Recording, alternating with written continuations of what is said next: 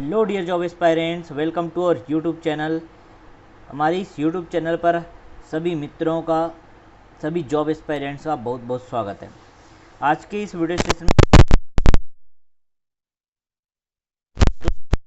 कार्य एवं स्वास्थ्य अधिकारी जिला कबीरधाम के अंतर्गत उसके संबंध में जो वैकेंसी अपडेट हमारे सामने निकल करके आई है, उसका ऑफिशियल अपडेट मैं आप लोगों को बताने वाला हूँ। लास्ट डेट क्या रहेगा, कौन कौन से पोस्ट हैं, एलिजिबिलिटी क्राइटेरिया क्या क्या रहने वाली है, और भी आप जैसे अप्लाई कैसे कर सकते हो, पूरा का पूरा इन्फॉर्मेशन मैं आपको यहाँ बताने वाला हूँ। तो वीडियो को स्किप किए बिना आपको अंत तक देखना है ताकि आप पूरी जानकारी समझ पाओ। तो वीडियो स्टार्ट करने से पहले अपने सभी प्यारे दोस्तों को कहूँगा कि सबसे पहले हमारे चैनल को आपको सब्सक्राइब कर लेना है, बेल आइकन को प्रेस कर लेना है ताकि जैसे ही कोई वीडियो हम अपलोड करें आप तक सबसे पहले लेटेस्ट नोटिफिकेशन जो है पहुंच सके। तो देखो, ये संविदा भर्ती विज्ञापन जो है 13 अगस्त को जारी की गई, जिसमें बताया गया है कि राज्य आपदा मोचन निधि मद अंतर्गत कोविड-19 हेतु स्वीकृति के अनुसार राष्ट्रीय स्वास्थ्य मिशन द्वारा निर्धारित मापदंड एवं संविदा कितने महीने का होना है, यहाँ पे 3 माह हेतु निम्न पदों पर जो है भर्ती किया जाना है। तो इच्छुक पात्र उम्मीदवारों को निर्धारित प्रपत्र में आवेदन पत्र रजिस्टर्ड डाक या स्पीड पोस्ट के माध्यम से दिनांक 28/8/2020, ध्यान रखोगे डेट जो है 28/8/2020 शाम को 5 बजे तक आपको जो है एप्लीकेशन प्रेषित कर देना है। पूरा फॉर्म भर के आपको भेज देना है। कहाँ भेजना है और फॉर्म क्या रहेगा वो पूरा मैं आप लोगों को बताऊंगा, वीडियो में ही पूरी जानकारी आपको मिल जाएगी। क्लियर है? तो डेट बस सबसे पहले तो आपको इम्पोर्टेंट चीज़ है वो डेट 28 अगस्त तक आपको किसी भी कंडीशन में अगर आप चाहते हो इसमें फॉर्म फिल करना है हमको तो आप कर सकते हो। तो आपको डिसाइड करना है, तो आप क्या करोगे, देखो डिस्क्रिप्शन बॉक्स रहेगा हमारे वीडियो के, उसमें मैं लिंक प्रोवाइड करा दूंगा। इसका ऑफिशियल जो नोटिफिकेशन जो निकला है उसका लिंक आप डाउनलोड कर लेना, और वहीं आपको इस फॉर्मेट में, देखो इस फॉर्मेट में आपको एप्लीकेशन फॉर्म मिल जाएगा। इसका प्रिंट निकलवा लेना, और ये जो प्रिंट निकलवा करके फिर इसको पूरा फिलअप करके आवश्यक दस्तावेज के साथ आपको प्रेषित कर देना है दिए गए पते पर जो बताने वाले हम लोग। क्लियर? तो सबसे पहले पोस्ट को देख लेते हैं, कौन कौन से पोस्ट यहाँ पे जो जारी की गई है उसको देख लेते हैं। तो देखो, सबसे पहला है माइक्रोबायोलॉजिस्ट का। माइक्रोबायोलॉजिस्ट के लिए यहाँ पे एक पोस्ट जो है वो रिक्त एक पोस्ट है जो कि अनरिजर्व्ड रखा गया है। तो टोटल एक पोस्ट जो है अनरिजर्व्ड है, अनरिजर्व्ड कैटेगरी।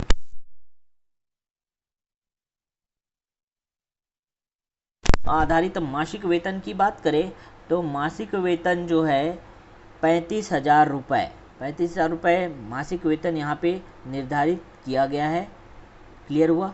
अब देखो, एजुकेशनल क्वालिफिकेशन एमडी या मेडिकल माइक्रोबायोलॉजिस्ट में है, बायोलॉजी में है, तो उनके लिए यहाँ पे पैकेज रखा गया है। देखो सैलरी का जो पैकेज है 93,750 से 1,98,000 रुपये तक का पैकेज जो है उनको इस संविदा जो जॉब है उस पर जितने 3 महीने की अवधि के दौरान इतना पैकेज जो है दिया जाएगा एमडी मेडिकल माइक्रोबायोलॉजी। ठीक है? और जो 35,000 रुपये मासिक वेतन है वो किसके लिए, तो यहाँ पे एजुकेशनल क्वालिफिकेशन का कॉलम देखो, एमएससी होना चाहिए मेडिकल माइक्रोबायोलॉजी में, या एमएससी माइक्रोबायोलॉजी के साथ साथ 2 साल का एक्सपीरियंस होना चाहिए। तो ये 2 मस्ट कंडीशन है आपको। क्लियर है? तो ये बातें समझ आ गई। सेकंड देखते हैं, सेकंड जो स्टाफ नर्स के काफ़ी पोस्ट अभी निकल रहे हैं, और जिन्होंने भी नर्सिंग का कोर्स करा हुआ है या जीएनएम का कोर्स किया है उनके लिए बहुत ही बढ़िया अपॉर्चुनिटी निकल कर के आ रही, कहीं ना कहीं उनको जॉब लगना श्योर है। देखो इसके लिए मासिक वेतन की बात करें तो मासिक वेतन जो है 16,500 रुपये का यहाँ पे निर्धारित किया गया है। और अगर यहाँ बात करें हम लोग टोटल पोस्ट की, नंबर ऑफ पोस्ट जो है वो है 29। तो रिक्त पदों की संख्या कितनी है? 29, जिसमें से 15 जो हैं वो अनरिजर्व्ड कैटेगरी में है, एसटी के लिए 6 है, जिसमें से एक फीमेल। और यहाँ पे बता दिया गया, देखो फीमेल कैंडिडेट और हैंडीकैप्ड के लिए भी अलग अलग यहाँ पे जो ब्रैकेट में दिया हुआ है वो अलग से रिजर्व्ड है, ध्यान रखना है। तो एससी के लिए टोटल चार पोस्ट हैं, जिसमें से एक फीमेल एससी कैंडिडेट के लिए यहाँ पे रिजर्व्ड है।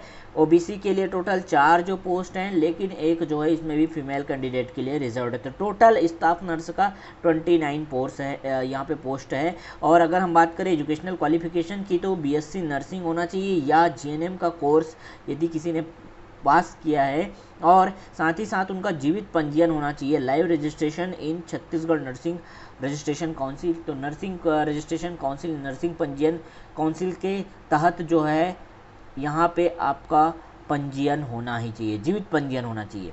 थर्ड जो वैकेंसी है उसकी बात करें तो यहाँ पे लेबोरेटरी टेक्नीशियन का वैकेंसी है, जिसके लिए यहाँ पे वेतनमान की बात करें तो 14,000 रुपये रखा गया है। टोटल नंबर ऑफ वैकेंसी की बात करें तो 10 पोस्ट के लिए यहाँ पे लेबोरेटरी टेक्नीशियन का वैकेंसी जो है जारी किया गया है। 5 पोस्ट अनरिजर्व्ड कैटेगरी के लिए है। इसी प्रकार आप देख पाओगे तो एसटी के लिए यहाँ पे 2 पोस्ट हैं और एससी के लिए 1, साथ ही साथ ओबीसी के लिए 2। तो ओवरऑल यहाँ पे टोटल 10 पोस्ट हैं लेबोरेटरी टेक्नीशियन के लिए। क्लियर है। नेक्स्ट देखें जो 4th नंबर पे है वो है लेबोरेटरी अटेंडेंट का। लेबोरेटरी अटेंडेंट के लिए 8,800 रुपये का यहाँ पे मासिक वेतन जो है संविदा भर्ती के हिसाब से रखा गया है।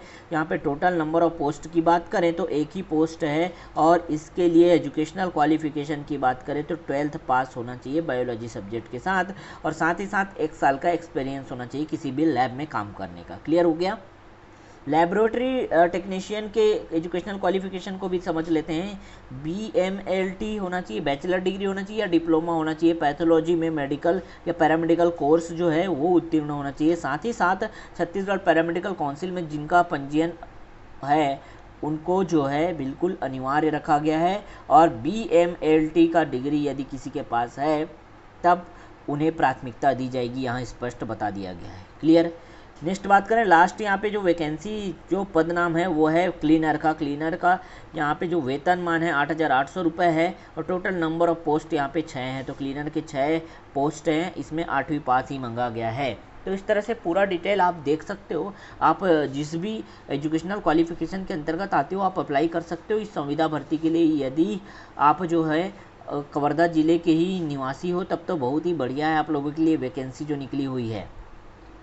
क्लियर। अभी देखो यहाँ पे और भी नियम और शर्तों को देख लेते हैं। तो ये जो शैक्षणिक योग्यता है उसका आपको पूरा ये जो है निवास प्रमाण पत्र, इसका स्वप्रमाणित छाया प्रति जो है संलग्न करना ही है। जितना भी शैक्षणिक योग्यता, अनुभव प्रमाण पत्र यदि आपके पास है, निवास, जाति, सबका जो है स्वप्रमाणित सेल्फ अटेस्टेड जो है उसका फोटोकॉपी आपको सबमिट करना है यहाँ पे एप्लीकेशन के फॉर्म के साथ साथ। इसके साथ साथ यहाँ पे बता रहे हैं कि इस पूरी जानकारी को आप www.kavarda.gov.in पर देख सकते हो और डाउनलोड भी कर सकते हो। तो खैर इसका लिंक तो मैं वीडियो के डिस्क्रिप्शन में आपको प्रोवाइड कर दूंगा, वहाँ से आप जो है डाउनलोड कर लेना। क्लियर है। आगे देखो तो यहाँ पे आयु के बारे में बात किया है भाई कि न्यूनतम आयु 18 वर्ष एवं अधिकता 70 वर्ष, अधिकतम 70 वर्ष तक की लिए ये जो है संविदा भर्ती जारी की गई है।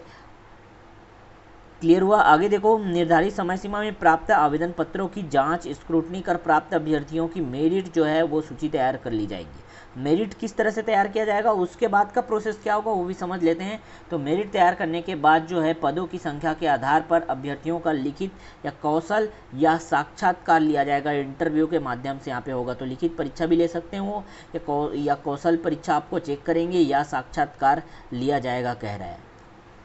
क्लियर है। तो देखो ऐसे जितने भी विज्ञापित जो रिक्त पदों की संख्या है उसके हिसाब से यहाँ पे बताया गया है कि यदि किसी पदों की संख्या, पद नाम में पदों की संख्या जो है 1 से 10 है तो उसमें कुल विज्ञापित रिक्त पदों का 10 गुना अभ्यर्थी को बुलाया जाएगा। मतलब मान लो कोई पोस्ट है जिसमें 6 पोस्ट निकला है, 6 पोस्ट है तो इसमें जो है 10 गुना लोगों को मतलब 60 लोगों को यहाँ पे बुलाया जाएगा इंटरव्यू के लिए। इसी प्रकार यदि 11 से 50 है, किसी पोस्ट की संख्या 11 से 50 है तो उसमें 5 गुना अभ्यर्थियों को बुलाया जाएगा। मतलब मान लो किसी पोस्ट में जैसे यहाँ पे एग्जाम्पल लेके बता देता हूँ मैं, जैसे स्टाफ नर्स का 29 पोस्ट है, 29 पोस्ट है, ठीक है, 29 पोस्ट है तो उसके कितने गुना अभ्यर्थियों को बुलाया जाएगा, तो 29 गुना 5 गुना अभ्यर्थियों को बुलाया जाएगा। क्लियर हुआ। समझ आ गया। 50 से अधिक जिसमें वैकेंसी है उसमें 3 गुना अभ्यर्थियों को बुलाया जाएगा। तो 50 से ज़्यादा वैकेंसी तो यहाँ पे फिलहाल नहीं दिया गया है किसी भी पोस्ट के लिए। क्लियर है? तो समझ आ गया सभी लोगों को कितने कितने गुना लोगों को बुलाया जाएगा, ये आपको समझना है। अब साक्षात्कार के समय आपको क्या क्या रखना है, तो साक्षात्कार के समय 10वीं बोर्ड का अंक सूची, 12वीं बोर्ड का अंक सूची, स्नातक और स्नातकोत्तर परीक्षा के जो सेमेस्टर हैं, पूरे सेमेस्टर या प्रतिवर्ष की जो है अंक सूची आपको रखनी है। साथ ही साथ डिग्री, जिसमें आपने डिग्री लिया है वो डिग्री होना चाहिए, और जीवित पंजीयन होना चाहिए संबंधित काउंसिल का। जैसे पैरामेडिकल काउंसिल तो बोला है पैरामेडिकल काउंसिल से, नर्सिंग काउंसिल बोला है तो नर्सिंग काउंसिल से, जिस भी पोस्ट के लिए आप अप्लाई कर रहे हो उसके लिए देख लेना। ठीक है, आगे बताया कि सक्षम अधिकारी द्वारा जो है स्थायी जाति प्रमाण पत्र होना ही चाहिए, मूल निवास प्रमाण पत्र होना चाहिए, और यदि आप विकलांगता की श्रेणी के अंतर्गत आते हैं तो विकलांगता प्रमाण पत्र भी होना ही चाहिए। क्लियर? अब अनुभव प्रमाण पत्र की बात करें तो भाई जिनके पास अनुभव है, जिन्होंने और कभी काम किया है, तो उसके बारे में बता दिया है कि पदों के चयन में केंद्र व राज्य सरकार के उपक्रम, शासकीय अर्धशासकीय पदों पर पद से संबंधित कार्य अनुभव होने चाहिए। प्रतिवर्ष के मान से 2 अंक आपको यहाँ पे दिए जाएंगे, मतलब जितने साल आपका अनुभव रहेगा उतना गुना 2 कर दिया जाएगा। यदि आपका 4 साल का एक्सपीरियंस है, 4 साल आपने कहीं काम किया है, तो आपका 8 नंबर जो है यहाँ पे इंक्लूड कर दिया जाएगा। क्लियर हुआ? ठीक है, और आगे बताया है देखो, राष्ट्रीय स्वास्थ्य मिशन अंतर्गत यदि आप काम कर रहे हो तो ऐसे कर्मचारी का जो है अनुभव प्रमाण पत्र के हिसाब से 3 अंक मिलेगा, प्रति वर्ष 3 अंक, और जो है अधिकतम 5 वर्ष के लिए होगा, मतलब ज़्यादा से ज़्यादा 15 अंक आपको यहाँ से मिल सकते हैं। हर एक ईयर के लिए, हर एक ईयर के लिए यहाँ पे 3 अंक जो है निर्धारित किया गया है। क्लियर होगा?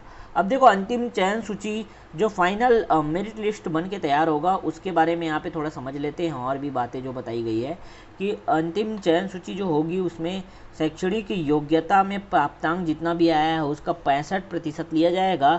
अनुभव के 10 से 15 अंक आपको दिए जाएंगे, वो भी मैंने बता दिया कि कहाँ कहाँ से कितने अंक दिए जाएंगे। ठीक है, और इसको आप डिटेल से पढ़ सकते हो।